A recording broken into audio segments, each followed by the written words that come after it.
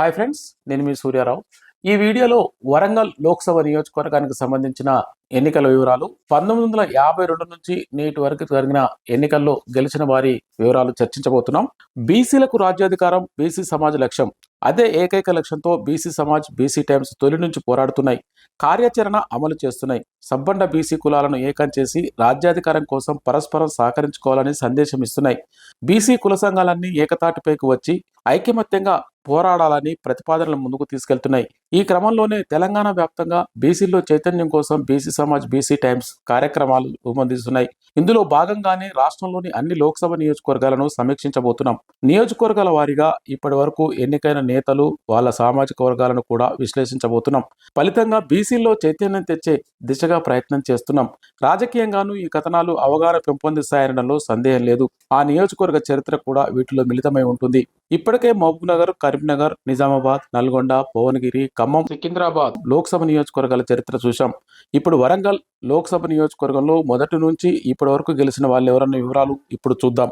వరంగల్ లోక్సభ నియోజకవర్గ పరిధిలో 7 అసెంబ్లీ నియోజకవర్గాలు ఉన్నాయి.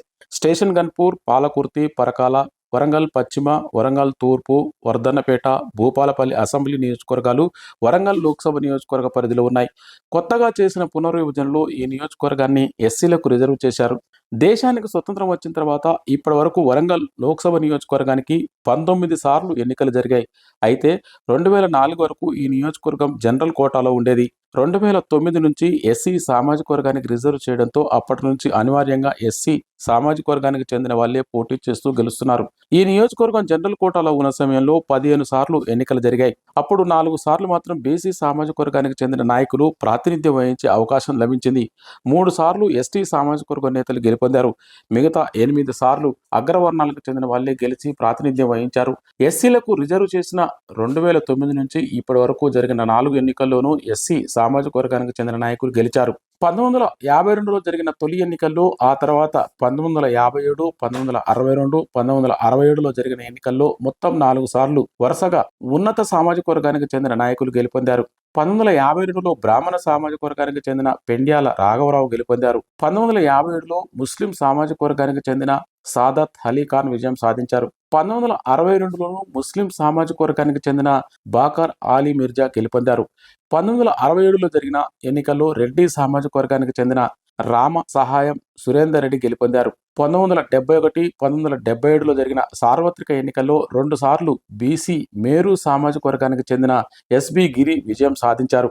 1979లో జరిగిన ఉప ఎన్నికల్లోనూ బీసీ గౌడ సామాజిక వర్గానికి చెందిన జి మల్లికార్జునరావు గెలుపొందారు. 1980లో ముస్లిం సామాజిక వర్గానికి చెందిన కమాలుద్దీన్ అహ్మద్, 1984లో కమ్మ సామాజిక వర్గానికి చెందిన డాక్టర్ టి కల్పనాదేవి గెలుపొందారు. 1989లో, 1991లో 2 సార్లు రెడ్డి సామాజిక వర్గానికి చెందిన రామసాహెం సురేందర్ రెడ్డి విజయం సాధించారు.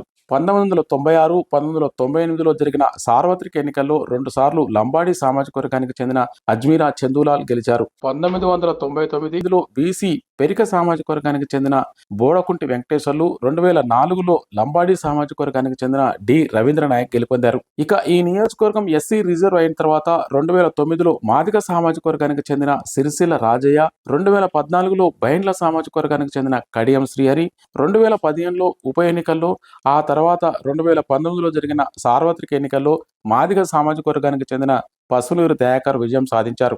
చివరిగా పార్టీల వారీగా చూస్తే వరంగల్ లోక్సభ నియోజకవర్గం నుంచి ఎంపీలుగా 9 సార్లు కాంగ్రెస్ పార్టీ నేతలు గెలుపొందారు. 4 సార్లు తెలుగుదేశం పార్టీ అభ్యర్థులు, 4 సార్లు తెలంగాణ రాష్ట్ర సమితి అభ్యర్థులు విజయం సాధించారు. ఒకసారి ప్రోగ్రెసివ్ డెమోక్రటిక్ ఫ్రంట్ అభ్యర్థి, ఒకసారి టీపీఎస్ అభ్యర్థి ఎంపీలుగా గెలిచారు. Thank you.